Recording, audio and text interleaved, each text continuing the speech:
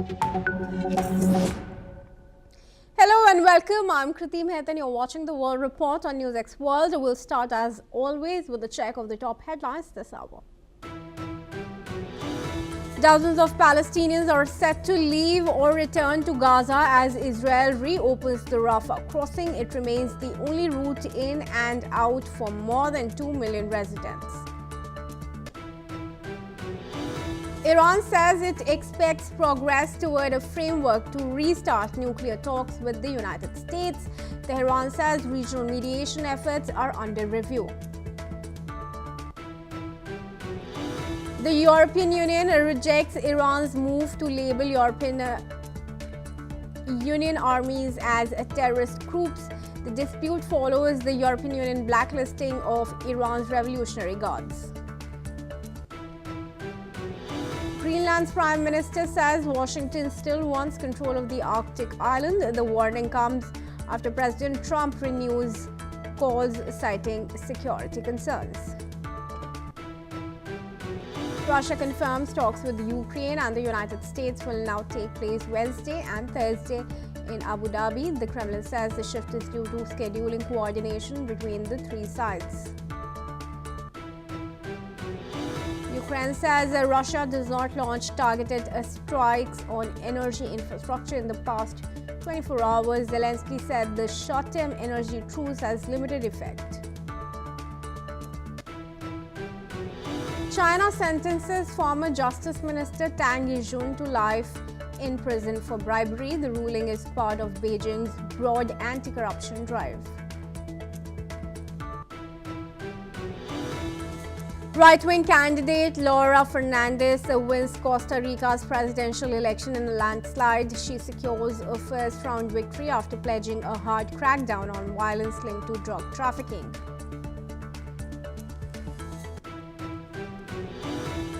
All right, viewers, on to the top focus now. The European Union has rejected Iran's decision to label European Union armies as terrorist groups. The move, of course, coming after the European Union recently designated Iran's Islamic Revolutionary Guard Corps as a terrorist organization. A European Commission spokesperson strongly opposed Iran's accusations, emphasizing that the European Union would not accept such claims. The European Union's stance follows the deadly crackdown on protests in Iran.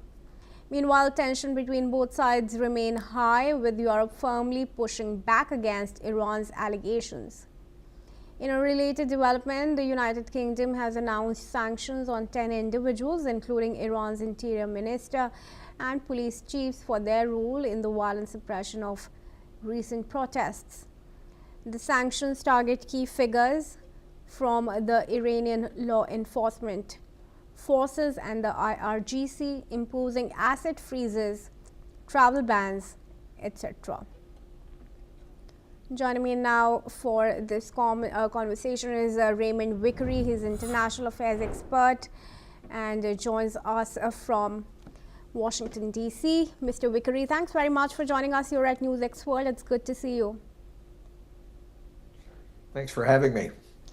Mr. Vickery, of course, a tit-for-tat move that's coming from Iran. How valid do you think it is? And how is one to assess the larger geopolitics when an entire continent, 27 countries versus one country, they're each calling each other's armies as terrorist organizations? I think that this shows the lack of a strategy, a lack of partnership, a lack of general principles in approach to Iran.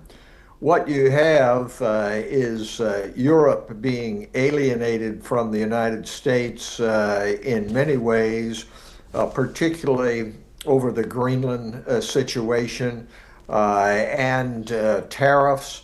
And all of these items, both economic and strategic, are related. So when it comes to a problem such as Iran and its nuclear program, you have to have a strategy which involves a comprehensive set of partners in Europe, U.S., other great democracies like India, Japan, who have a stake in what happens in the Straits of Hormuz and in whether or not there is peace in Western Asia. Unfortunately, at this point, President Trump is riding off in one direction in terms of putting together a flotilla. Europe is trying to play a role in the game, but basically it's a name-calling exercise between Iran and Europe. So what really needs to happen here is to step back and wage peace just like you wage war with a strategy, with partners, and with principles. But at this point, the name calling and designation of each other's armies as a terrorist organization really doesn't produce any progress in terms of building peace in Western Asia.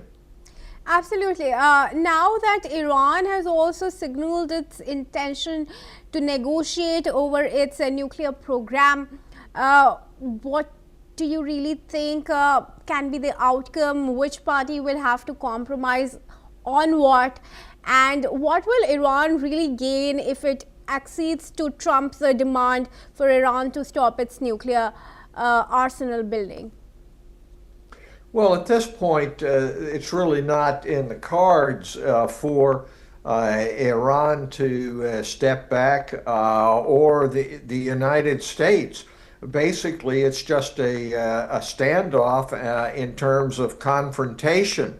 What you need to do is to get back to the kinds of negotiations which took place before in regard to the Obama and Biden administrations, to be able to come out with something which maintains the peace. You know, people say, well, you have to have a complete and utter solution to a problem such as Iran nuclear matters. You're not going to get that in one fell swoop. There has to be a process, and there has to be confidence building, and there has to be reforms in terms of the way in which Iran is conducting its international relations and its governance. None of this happens overnight, but the solution is not more violence to be able to solve it like you do in a transaction. A real estate transaction, of course, is the model of the Trump administration. And so long as that transactional approach is taken, then other partners, such as in Europe and other great democracies, do not have a roadmap and a strategy in which to resolve an overall problem. So we're headed on a course which is very difficult and is not likely to produce any semblance of long-term peace in the whole Persian Gulf area and in Western Asia. And it's time for saner heads on both sides to step back and to try to put together a comprehensive strategy with partners and principles. Right, Mr. Vikri, stay on with us. There are some more details coming in. In fact, news now from Greenland, where Prime Minister Jens Fredrik Nielsen has raised concerns over US President Donald Trump's ongoing ambitions to control the Arctic island. While Trump has ruled out military action, Nielsen warns that Washington still aims to maintain strong ties with Greenland, effectively governing the territory. At the start of the year, Trump intensified his calls for US control, citing national security threats from Russia and China, which could undermine NATO's unity. Though Trump backed away from military threats, he claims to have secured US access to Greenland through a NATO agreement. The specifics remain unclear. Nielsen emphasized that Washington's view of Greenland has not changed. The interests are still focused on eventual control and governance over the island. Mr. Vikri, request you to join us back. And what do you really think is happening here? Is is the case really what Nielsen is saying, that Donald Trump still wants control and governance of Greenland, because so long as NATO troops are there, he shouldn't be worried really about Russia and China taking over, which is the excuse that he had cited to take over the island? Well, the problem here is basically a mindset of President Trump and his administration. His view and the view of his administration really is a throwback to pre-World War II era and really into the 19th century in building a fortress America which dominates in the Western Hemisphere. He is willing, evidently, to concede Russian dominance in other areas and perhaps even China to a certain degree in Asia. The problem with this throwback to the imperial approach and the whole spheres of influence and control is that eventually these areas, these empires, rub up against each other, and you have generalized war as you did in the 20th century. Now, the speech of President Trump at Davos has done irreparable damage to the U.S.-European relationship. And this latest statement that Donald Trump really has, President Donald Trump hasn't changed his approach, is absolutely correct. At one point, he says that military action is on the table, markets start to crash, and so he says, well, it's not on the table. But it has not solved the basic issue of how you conduct the international relations of the United States, and particularly in regard to its long-term allies in Europe. And until there is that change, you're going to have this increased friction and really the deterioration of what was once a stable allied relationship, but which has been thrown under the bus. And if you look at the national security strategy, which came out in the United States a month or so ago, you can see this directly, that there is not an emphasis on multilateralism, working together, non-encroachment on the national territory of other countries. It is a throwback to an imperial approach. And we in the world, whether you be in India as a great democracy, or Western Europe, or United States, Japan, Brazil, we have to get back to a multilateral approach and cooperative approach, or else we're headed toward the same kind of history that characterized much of the 20th century, and which we tried to get away from after World War II because of the disastrous results of the conflicts which had killed tens of millions of people. And if you throw in the advanced nuclear component, which we have now, the prognosis is not good. So, delay, saner heads prevailing on both sides in regard to Greenland, in regard to other vexing problems in Western Asia, Ukraine, is something that is absolutely necessary and involves the immediate interest of all nations in the world. It's not a situation in which you say, well, nations have interests, we don't have to look at values. Values have to be a part of that interest, and unfortunately, that is not the case today. Right. Mr. Vikri, would you also have to say about Project Vault that Trump has now launched for its critical rare earth minerals, and how much do you think will that have relation to the rare earths from Greenland? Is it also possible that Trump is going to take control of some of the minerals there in Greenland, the rare earths, in a bid to counter China's monopoly over the rare earths? Yes, rare earths is a perfect example of what we're talking about in regard to an imperialistic approach to international affairs. The way in which the greatness of countries has been measured in the past, up until the disasters in the first part of the 20th century, was control of minerals, control of people, control of land, control of area. And the critical role of the rare earths minerals emphasizes that. And as we speak, there is a conference which is taking place in Washington, D.C., to try to bring some semblance of coordinated action to the rare earths problem. At this point, China particularly controls processing of those rare earths.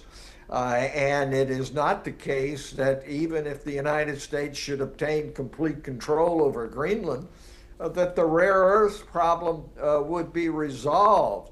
So one hopes that the kind of conference which is taking place today will prevail over this anachronistic approach to Greenland, to get control of those minerals, to have other control mechanisms which keep the United States safe. That is not the situation which is going to provide for long-term safety. So rare earths is where the rubber meets the road, so to speak, in regard to the limits of this imperialistic sphere of influence approach to international relations. And it requires us to get back to the principles of the United Nations Charter of Non-Interference and Cooperation, which has been sadly damaged on purpose by the Trump administration. Right, Mr. Vikri, thank you very much for joining us and sharing your perspectives with us. And we are now going to move on, viewers. Let's also tell you that global commodities have slumped once again sharply as markets reacted to US President Donald Trump's decision to nominate Kevin Warsh as the next Fed Reserve Chair. The move triggered heavy selling across precious metals, oil and industrial commodities, extending losses for a second straight session. Gold fell 5% to a 2-week low, while silver plunged more than 7%. Oil prices slid nearly 5% and copper dropped 3%. The sell-off spilled into global equities, with stocks falling across Asia and Europe. Investor anxiety pushed volatility higher, with the VIX edging back towards levels associated with market stress. Analysts say Warsh's reputation as a policy hawk lifted the US dollar, raising pressure on commodities priced in dollars. While margins hikes accelerated selling, strategists described the move as a sharp correction rather than a long-term downturn.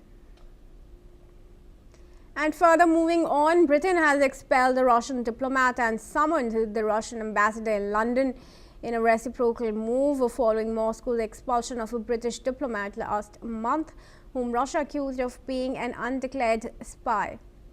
The Foreign Office described Russia's actions as baseless, unprovoked and unjustified, and warned that any further measures would be considered an escalation and responded to accordingly. This comes amid the ongoing war in Ukraine, as Russia and Western countries accuse each other of espionage on a scale not seen since the Cold War, with diplomats reporting intrusive surveillance and harassment. The Russian embassy in London has not immediately commented on the decision. Ross Feingold, political risk analyst from Taipei, joins me in this discussion. Ross, thanks very much. Of course, clearly another tit-for-tat move that we are seeing in global politics. But what really is going to be the consequence of this? How are we seeing the UK-Russia relations proceeding from here? Certainly, UK-Russia relations are poor because of the UK's support for Ukraine throughout the period after Russia's invasion of Ukraine, now reaching yet another anniversary, unfortunately, without a ceasefire. So these kinds of reciprocal expulsions are, frankly, normal in the course of diplomatic business when two countries are on opposite sides of such an issue as contentious as Russia's invasion of Ukraine and UK's continued support. UK has not only supported Ukraine militarily and financially, but on the global stage as well. And the UK has been very consistent in that support, notwithstanding that some European countries or the United States have altered their positions over time. So understandably, sometimes the UK and Russia are going to crash up against each other's diplomatic positions, and these kinds of events will happen. However, the key point here is it's unlikely to affect the UK's support for Ukraine. Again, as of the moment, Ukraine seems to be completely aligned with some of its European partners like France and Germany in continuing to support Ukraine. All right, Ross, thanks for your perspective. Stay on as we move on now to another discussion.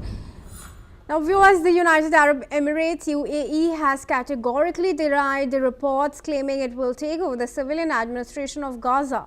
UAE officials say Gaza's governance remains the responsibility of the Palestinian people. UAE Minister for International Cooperation, Reem Al-Hashimi, stressed that the country remains committed to humanitarian support for Gaza and to advancing a durable peace between Israelis and Palestinians. The denial comes after Israeli media cited unnamed sources claiming Abu Dhabi was in advanced talks with the US to manage Gaza, including multi-billion-dollar investments. The UAE has maintained that any post-war rule would require Hamas to be disarmed, the PA to have a foothold, and progress toward a two-state solution. Meanwhile, the US is encouraging the UAE to play a significant role, including through the Board of Peace, where former UN envoy Nikolai Mladenov has been appointed as top Gaza representative. Ross, I requested to join me back in the discussion here. Firstly, where are these claims really coming from? Suddenly a report in Israel that says that UAE is in advanced talks with US over control of Gaza. How realistic can these claims be at all? Unrealistic at the moment. Why would UAE want to do this? The best solution for stakeholders in the region, whether that's Egypt or the Gulf countries, including the UAE, Saudi Arabia, Bahrain, is the distribution of risk, whether that's the political risk of being involved in the reconstruction of Gaza or the financial risk. Look, all along, we always knew that any reconstruction plan, any realistic reconstruction plan of Gaza would require significant financial contributions from the Middle Eastern countries that could afford to do so, like the Gulf countries. So I would expect that a significant amount of money will come in from the United Arab Emirates or other countries like Bahrain, Qatar, or Saudi Arabia. But why would they want the risk or the burden of a significant role in the day-to-day governance? There's just no upside for them. Again, it's a much safer option to be part of a larger organization, which President Trump has put together. As far as your question about where did this come from, it's possible that people in the Israeli government, because they do trust the UAE, they would prefer that the UAE, rather than a broader organization with people from many different countries, some of which Israel doesn't have a good relationship with, get involved. So I think Israel would prefer a country like UAE that it trusts take a more active role rather than just be one among many. But again, I don't think that's something that UAE wants to do. Right. Right, Ross, in fact, stay on. There's some breaking news information also coming in. Let's tell our viewers that senior regional diplomat has told and in fact has confirmed that US envoy Steve Witkoff and Iranian Foreign Minister Abbas Araghchi are set to meet on Friday in Istanbul to discuss a potential nuclear deal. The official added that several regional countries, including Saudi Arabia, UAE, Oman and Egypt, are expected to attend the upcoming meeting in Istanbul. This meeting is coming amid a heightened tension and will focus on Iran's nuclear program. I request Ross to join me back in the discussion here. Ross, another high-level meeting taking place. What's your view and about especially the third parties that are there in this discussion?